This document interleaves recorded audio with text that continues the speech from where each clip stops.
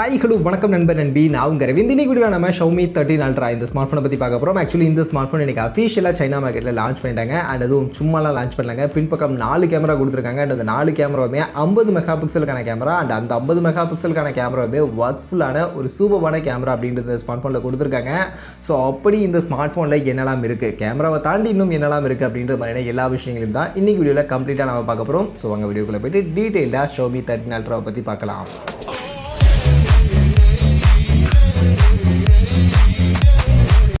So first இந்த Xiaomi 13 Ultra இந்த smartphone கேமராவை ஃபோக்கஸ் பண்ணி கேமரா சென்ட்ரிக்காக லான்ச் பண்ணியிருக்காங்க அப்படின்றத நான் ஸ்டார்டிங்லேயே சொல்லிட்டேன். ஸோ அதுக்கேற்ற மாதிரி தான் இந்த மொபைலுடைய லுக்கே பார்த்தீங்கன்னா கிட்டத்தட்ட ஒரு கேமரா மாதிரியான ஒரு லுக்லேயே ஆக்சுவலி இந்த ஸ்மார்ட்ஃபோன் அப்படின்றது லான்ச் பண்ணியிருக்காங்க. அது மட்டும் இல்லாமல் கேமரா மாதிரியே யூஸ் பண்ணுறதுக்கான சில ஆக்சசரிஸும் இந்த ஸ்மார்ட்ஃபோனுக்கு அவங்க எக்ஸ்ட்ராவாக லான்ச் பண்ணியிருக்காங்க. ஸோ அந்த ஆக்சசரிஸ் வாங்கி யூஸ் பண்ணும்போது கிட்டத்தட்ட ஒரு கேமரா மாதிரியே இந்த ஸ்மார்ட்ஃபோனை நம்மளால் யூஸ் பண்ண முடியும் அப்படின்ற மாதிரி தான் சொல்கிறாங்க. ஸோ லென்ஸ் எல்லாம் ஆட் பண்ணிக்கலாம். அண்ட் கேமராவுக்கான அந்த கிரிப் மாதிரியான விஷயங்கள் இதெல்லாம் எக்ஸ்ட்ராவாக அவங்க ஆக்சசரிஸாக கொடுத்துருக்காங்க. ஸோ அதெல்லாம் யூஸ் பண்ணும்போது ஒரு கேமரா மாதிரி யூஸ் பண்ணிக்க முடியும்னு சொல்கிறாங்க. இது போக இந்த ஸ்மார்ட்ஃபோனுக்கான ஆக்சுவல் லுக் பார்த்தீங்கன்னா இந்த மாதிரி தான் ஒரு மாதிரி ஒரு சர்க்குலர் ஷேப்கான ஒரு கேமரா மாடலோட பின்பக்கம் ஒரு ப்ரீமியமான ஒரு லெதர் லைக் ஃபினிஷ்கான ஒரு மெட்டீரியலோட ஆக்சுவலி இந்த ஸ்மார்ட்ஃபோன் எடுத்து வந்திருக்காங்க. சைட் ஃப்ரேம்ஸ் எல்லாமே ஃபுல்லி மெட்டல் ஃப்ரேம்ஸ் தான், அதெல்லாம் பிரச்சனை இல்லை. அண்ட் அதே மாதிரி இந்த ஸ்மார்ட்ஃபோன் லுக் வைஸே நமக்கு பார்க்கும்போது ஒரு ப்ரீமியம் ஸ்மார்ட்ஃபோன் தாப்பா அப்படின்ற மாதிரி இருக்குது. பிளாக் அண்ட் க்ரீன் அப்படின்ற 2 கலர் ஆப்ஷன் இருக்குது. இது போக ஒரு ஒயிட் கலருக்கான ஆப்ஷனும் இருக்குது அப்படின்ற மாதிரி சொல்கிறாங்க. பட் இப்போதைக்கு பிளாக் அண்ட் க்ரீன் மட்டும் தான் லான்ச் பண்ணியிருக்காங்க. அண்ட் அதே மாதிரி இந்த ஸ்மார்ட்ஃபோனுக்கான முன்பக்கம் பார்த்தீங்கன்னா நமக்கு கார்னிங் ஒயிலாகல ஸ்விஃப்டஸ்க்கான ப்ரொடெக்ஷன் இருக்குது. பின்பக்கம் என்ன ப்ரொடெக்ஷன் அப்படின்றதெல்லாம் தெரியல. மற்றபடி லுக் வைஸ் ஒரு நல்ல ஸ்மார்ட்ஃபோன், ஒரு ப்ரீமியமான ஒரு ஃப்ளாக்ஷிப் செக்மெண்ட்டுக்கான ஸ்மார்ட்ஃபோன் அப்படின்ற ஒரு ஃபீல் கொடுக்குற மாதிரியான ஒரு டிசைன் ஆக்சுவலி இந்த ஸ்மார்ட்ஃபோனுக்கு செட் பண்ணியிருக்காங்க. அடுத்து இந்த ஸ்மார்ட்ஃபோனுக்கான கேமரா, ஆக்சுவலி இந்த ஸ்மார்ட்ஃபோனில் கேமரா தான் ஹைலைட்டு. ஸோ அந்த வகையில் கேமரா ஃபீச்சர்ஸ் என்ன அப்படின்னு நீங்கள் பார்த்தீங்கன்னா ஆக்சுவலி பின்பக்கம் நான் சொன்ன மாதிரி 4 கேமரா இந்த ஸ்மார்ட்ஃபோனில் கொடுத்துருக்காங்க.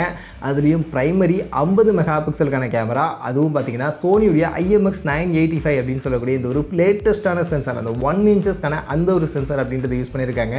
அண்ட் இதில் 1 இன்ச்சஸ்க்கான சென்சார் யூஸ் பண்ணியிருக்காங்க அப்படின்றது மட்டும் இல்லாமல் இதில் வேரியபிள் அப்பேச்சருக்கான ஒரு ஃபீச்சர் கொடுத்துருக்காங்க. ஸோ நம்மளால் அப்பேச்சர் பார்த்தீங்கன்னா f1.9 ஸ்டார்ட் பண்ணி f4.0 வரைக்கும் அப்பேச்சரை வேரியபிளாக மாற்றி நம்மளால் இதில் ஃபோட்டோஸ் எடுத்துக்க முடியும் அப்படின்ற மாதிரி சொல்கிறாங்க.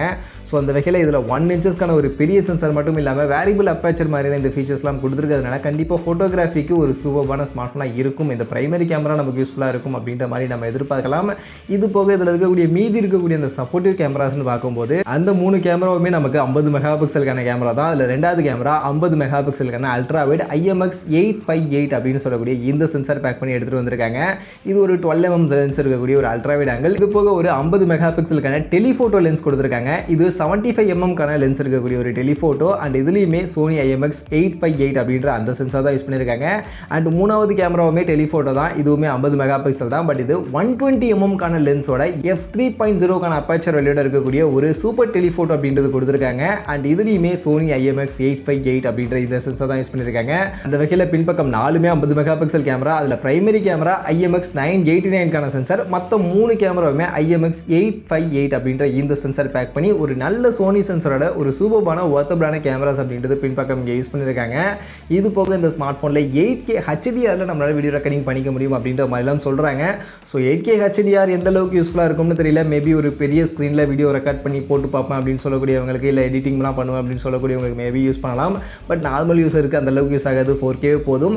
பட் அவங்க 8K கொடுக்கறதெல்லாம் போகட்டும். கிளாரிட்டி வைஸ் நல்லா கொடுத்தாங்கன்னா ஓகே. பட் ஃபீச்சராக பார்க்கும்போது உண்மையிலே இந்த ஸ்மார்ட்ஃபோனுடைய கேமரா ஃபீச்சர்ஸ் நல்லாவே இருக்குது. சூப்பர்ப்பா அப்படின்ற சொல்கிற அளவுக்கான ஒரு கேமரா ஃபீச்சர் அப்படின்றது கொடுத்துருக்காங்க. இது போக முன்பக்கம் செல்ஃபி கேமரா அப்படின்னு பார்த்தீங்கன்னா இங்கே நமக்கு 32 மெகா பிக்சலுக்கான செல்ஃபி கேமரா அப்படின்றது கொடுத்துருக்காங்க. ஸோ செல்ஃபி கேமராவுமே ஒரு ஹையர் மெகா பிக்சல் கொடுத்துருக்காங்க. பட் கிளாரிட்டி குவாலிட்டி எப்படி இருக்க போகுது அப்படின்றத வெயிட் பண்ணி தான் பார்க்கணும்.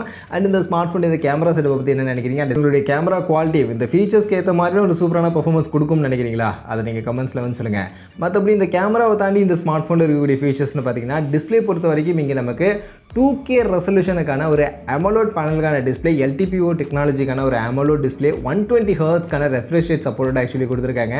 இது போக இந்த ஸ்மார்ட்ஃபோனில் மேக்ஸிமம் பீக் பிரைட்னஸாக 2600 Hz ஒரு மேக்ஸிமம் பீக் பிரைட்னஸ்க்கான வேல்யூ இருக்கிறதா சொல்கிறாங்க. ஸோ இது உண்மையிலேயே நல்ல விஷயம். ஏன்னா இவ்வளோ பெரிய பிரைட்னஸ் வேல்யூ இந்த ஸ்மார்ட் ஃபோனில் பீக் பிரைட்னஸாக இருக்கிறதுனால கண்டிப்பாக அவுட்டோர் யூசேஜில் உங்களுக்கு எந்த பிரச்சனையுமே இருக்காது. நல்ல விசிபிளான ஒரு டிஸ்பிளேவாக கண்டிப்பாக இந்த டிஸ்பிளே இருக்கும்.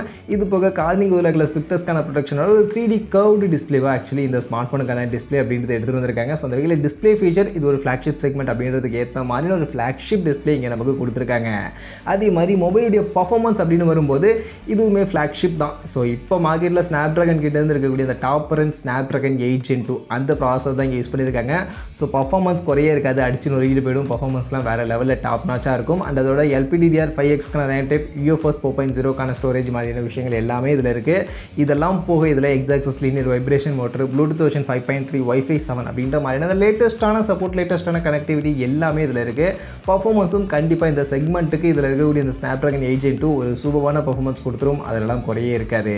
அதே மாதிரி இந்த மொபைலுடைய பேட்டரின்னு வந்தோம்னா இங்கே 5000 mAhக்கான பேட்டரி கெப்பாசிட்டி அந்த சார்ஜ் பண்ண 90 வாட்ஸ்க்கான வயர்டு ஃபாஸ்ட் சார்ஜிங்கான சப்போர்ட் கொடுத்துருக்காங்க. ஸோ ரெட்மி கிட்ட இருந்து அடுத்து 300 வாட்ஸ்க்கான சார்ஜர்லாம் வரப்போகுது அப்படின்னாலும் இந்த ஸ்மார்ட் ஃபோனில் 90 வாட்ஸ் தான் கொடுத்துருக்காங்க. பட் 90 வாட்ஸ் எனக்கு ஓகே தான். இந்த செக்மெண்ட்டுக்கு இந்த 90 வாட்ஸ்க்கான சார்ஜர் எனக்கு ஹையர் ஃபாஸ்ட் சார்ஜிங் அப்படின்றது அந்தளவுக்கு உடன்பாடு கிடையாது. ஸோ 90 வாட்ஸ்க்கான சார்ஜர் எனக்கு இந்த செக்மெண்ட்டுக்கு டீசெண்டாக இருக்குது. அண்ட் இதில் வயர்டு ஃபாஸ்ட் சார்ஜிங் மட்டும் இல்லாமல் வயர்லெஸ் ஃபாஸ்ட் சார்ஜிங்கான சப்போர்ட்டும் கொடுத்துருக்காங்க. 50 வாட்ஸ்க்கான வயர்லெஸ் ஃபாஸ்ட் சார்ஜிங்கான சப்போர்ட்டும் இருக்குது. ஸோ ஃப்ளாக்ஷிப் செக்மெண்ட்டுக்கு ஏற்ற மாதிரி வயர் சார்ஜர் மட்டும் இல்லாமல் வயர்லெஸ் ஃபாஸ்ட் சார்ஜிங்கான சப்போர்ட்டும் கொடுத்துருக்கிறது கண்டிப்பாக இந்த ஸ்மார்ட் ஃபோனில் எனக்கு பாசிட்டிவாக தான் படுது.